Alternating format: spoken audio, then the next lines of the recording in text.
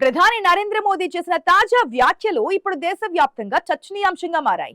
ఒక్క సంవత్సరం పాటు బంగారం కొనద్దు, విదేశీ ప్రయాణాలు తగ్గించండి, వర్క్ ఫ్రం హోం మళ్లీ ప్రోత్సహించాలి, విదేశీ వస్తువులపై ఆధారపడద్దు అంటూ మోదీ చేసిన వ్యాఖ్యలు దేశ ఆర్థిక పరిస్థితిపై కొత్త అనుమానాలకు తావిస్తున్నాయి. ఇప్పటికే నిరుద్యోగం, పెరుగుతున్న ధరలు, పెట్రోల్ భారం, రూపాయి విలువ పడిపోవడం వంటి సమస్యలతో ప్రజలు ఇబ్బందులు పడుతూ ఉండగా ఇప్పుడు ప్రధాని చేసిన ఈ సూచనలు సాధారణ సలహాలా లేక దేశ ఆర్థిక వ్యవస్థపై ముందస్తు హెచ్చరికలా?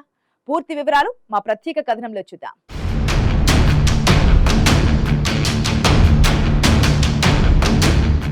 హైదరాబాద్ సభలో ప్రధాని మోదీ చేసిన వ్యాఖ్యలు ఒక్కసారిగా దేశవ్యాప్తంగా చర్చకు దారితీశాయి. ప్రత్యేకంగా ఒక సంవత్సరం పాటు బంగారం కొనకండి అన్న వ్యాఖ్య రాజకీయంగానే కాదు, ఆర్థిక రంగంలో కూడా పెద్ద చర్చకు కారణమైంది.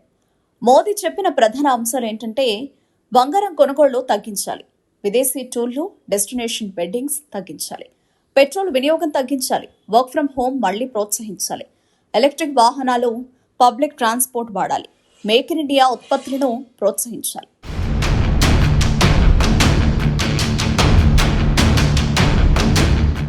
అయితే ప్రశ్న ఏంటంటే, ఇప్పుడే ఎందుకు ఈ వ్యాఖ్యలు?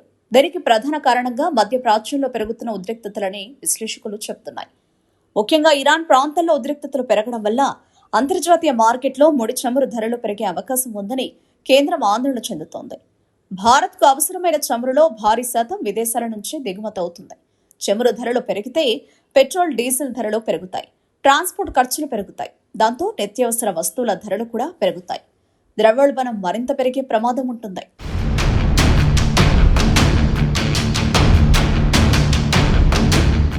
ఇక బంగారం విషయానికి వస్తే, భారత్ ప్రపంచంలోనే అత్యధికంగా బంగారం దిగుమతి చేసుకునే దేశాల్లో ఒకటి. బంగారం కొనాలంటే భారత్ విదేశీ మారక ద్రవ్యమైన డాలర్లలో చెల్లించాలి. అంటే ప్రజలు భారీగా బంగారం కొంటే దేశ విదేశీ మారక నిల్వలపై ఒత్తిడి పెరుగుతుంది, రూపాయి విలువ కూడా పడిపోవచ్చు. ఇదే కారణం మోదీ బంగారం కొనొద్దు అని సూచించినట్టు ఆర్థిక నిపుణులు చెబుతున్నారు. అయితే ప్రతిపక్షాలు మాత్రం మరో కోణాన్ని చూపిస్తున్నాయి.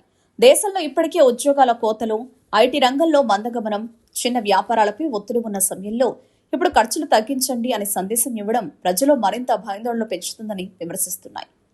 ముఖ్యంగా సోషల్ మీడియాలో దేశ ఆర్థిక పరిస్థితి నిజంగా అంత సీరియస్ గా ఉందా, ఇంకా పెట్రోల్ ధరలు పెరగబోతున్నాయా, ఇన్ఫ్లేషన్ భారీగా పెరిగే సూచనలున్నాయా అంటూ చర్చ జరుగుతోంది.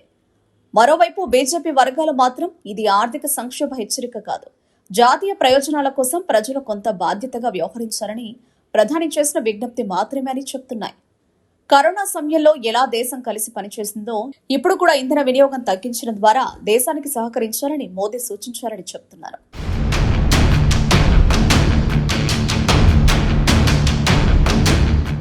అయితే ఒక విషయం మాత్రం స్పష్టంగా కనిపిస్తోంది.